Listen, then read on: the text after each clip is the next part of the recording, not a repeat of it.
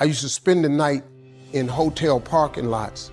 What was I gonna do? I ain't had nowhere to stay, so I lived in the car. I had $35. And I said, come on, God, man, I've been trying to make this dream come true. You done left me out here like this. And I was crying so hard that he just said, I didn't like hear a voice or nothing, but he spoke to me, and however he said, if you get up, I'm gonna take you places you ain't never been. Now I was finna quit. So I said, skip it. I'm gonna quit anyway. So I got in my car, I went to a payphone, and I was gonna call my dad. You remember back in the day where you could punch in a code and call your answering machine and get your messages? So I called and I punched in the code, and it said, doop. He said, hey Steve, this is Chuck Sutton with Showtime at the Apollo. We saw a tape of you. You're very funny. If you could get here Sunday night, we'd love to put you on television. Call me back, let me know if you can make it. So I hung the phone up, I'm crushed. Cause my whole dream of being on TV, and I couldn't get to New York. I got $35. How I'm gonna get to New York? I can't make it. So I'm standing there at the phone booth and tears just coming down my face. I said, God, so that must be a sign for me to go home. Cause this it, I ain't even got the money to go to the Apollo. My whole thing at wanting to be on TV, I couldn't even make the dream come true. This is the most messed up moment. And so I said, man, let me call this dude back and see if he said this Sunday. Cause maybe he said next Sunday and I could hustle up a little bit of money or something. I don't know what I'm gonna do, but let me just call him back. So I called him back. Steve, this is Chuck Sutton, Showtime at the Apollo. We saw a tape of yours. You're very, very funny. Look, we have an opening Sunday night at Showtime at the Apollo. If you can make it, we'd love to put you on TV. I said, it's this Sunday. Before I hit the button, I heard, doop, you have another message. Now, it wasn't there before. So I punched my code in, I listened to the second message. It said, Steve Harvey, this is Tom Sobel from the Comedy Caravan. This was a Thursday. He said, I have a gig in Jacksonville, Florida on Friday night that pays $150. If you can get there Friday night, you'll make $150. So I called him back and I said, hey Tom, did you get a gig away? He said, no, it's still available. He said, can you get there? I said, I'm in Pensacola, Florida. I'm 3.5 hours away. So I drive to Jacksonville, Florida, and that night I made the 150. Club owner said, man, you funnier than the guy we hired. If you stay tomorrow night, I'm gonna give you another $150. So now I got $300 now.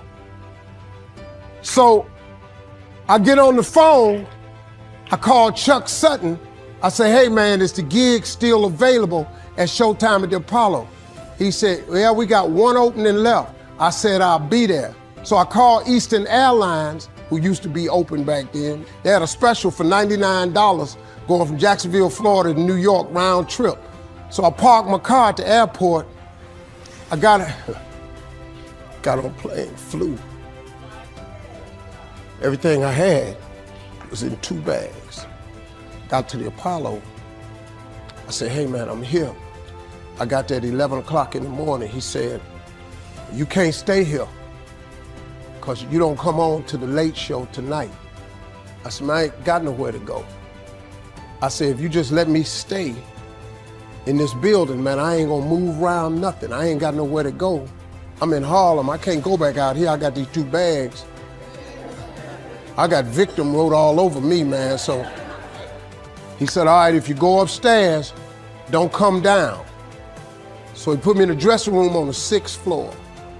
So that's where all the comedians was. So I stayed up there. I got hungry around 3 o'clock, and I couldn't take it no more. So I went back downstairs, a dude named Alton Liston. I said, hey man, he said, man, I thought I told you, don't come down them damn steps. I said, hey man, I'm just hungry, man. I said, let me go to that KFC I saw in the corner. Just let me get some chicken. I'll come right back.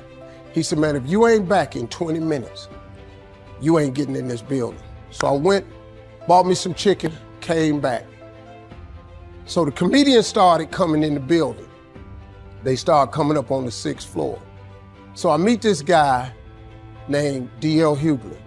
I introduced myself, he introduced himself. I'm sitting there, another guy come in named Dwayne Johnson. Then this other dude walked in named Jamie Foxx. And I introduced myself. We don't know each other, ain't none of us famous. It's 1991, man. They gave everybody the lineup. I was on the last show of the night. I don't go on to 11 at night. I done had this 4 pieces of chicken. I'm starving, man. That chicken done wore off. I'm nervous, man. I'm about to throw up. D.L. Hughley went downstairs. D.L. Hughley got booed off. Dwayne Johnson got booed off. Jamie Foxx went down there and got booed. They booed Jamie, then Jamie started singing.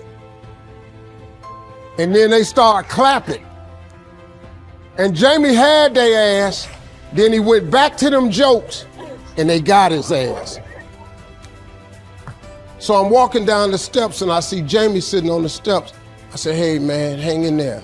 He said, man, that ain't never happened to me before, man. This is crazy. This Jamie Foxx, man, one of the most talented people in all of comedy. And now, you don't even know how nervous I am, man. I can't even, my breathing is shot because these dudes been booed. So I walk out, I had wrote this joke. Mike Tyson had got in a fight in Harlem with this heavyweight named Mitch Green. Mike Tyson had hit the dude in the eye in the store. Now he was on the news, his eye was swollen. So the joke I wrote was, they was interviewing Mitch Green and he was telling everybody what happened, but his eye took over the interview. And I wrote this joke that his eye started talking and was just, I tell you what happened. The heavyweight champ's fist is coming towards my face. I just said, Lord, Lord, Lord. And I wrote this whole joke about this dude's eyeball talking. And when the punch came, and all this here, the Apollo, man, they went crazy. They lost their mind. I got a standing ovation, man. I walked off stage, man, just started crying. I couldn't believe it. They paid me. I made $750 for being on TV for one night. I'd never made $750 telling jokes in one night. And so that was my first television appearance. A couple weeks later, Sinbad was the host of the show. He got this job on a different world. And so he quit. And so Mark Curry became the host. And then Mark Curry got hanging with Mr. Cooper and he quit. And they came to me and said, would you come back to New York and host amateur night for us to just try you out? Oh, ain't no problem. And so I went to New York, I hosted amateur night and I was killing. But every time we went to commercial break, I was supposed to let the warm-up act take over like Ruben does.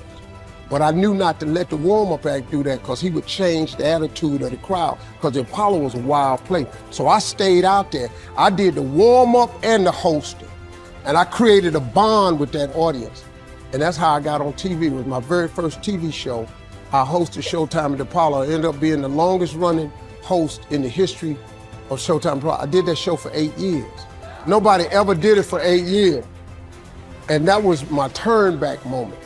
See, in your life, everybody has a turn back moment. You have a moment where you can go forward or you can give up. But the thing you have to keep in mind before you give up is that if you give up, the guarantee is it will never happen. That's the guarantee of quitting, that it will never happen, no way under the sun. The only way the possibility remains that it can happen is if you never give up no matter what. Because God is always coming. He's never too late. At your worst moment, look man, when they told me I had to be in New York, I saw no way I could get there. But that God though, he make the phone ring. I end up in Florida, I make $300. Then I go to New York, I make $750. Almost got $1,000 out of nowhere. That's what happened to me. That was my moment of never giving up. That's when I first learned that faith was everything, that you have to remain faithful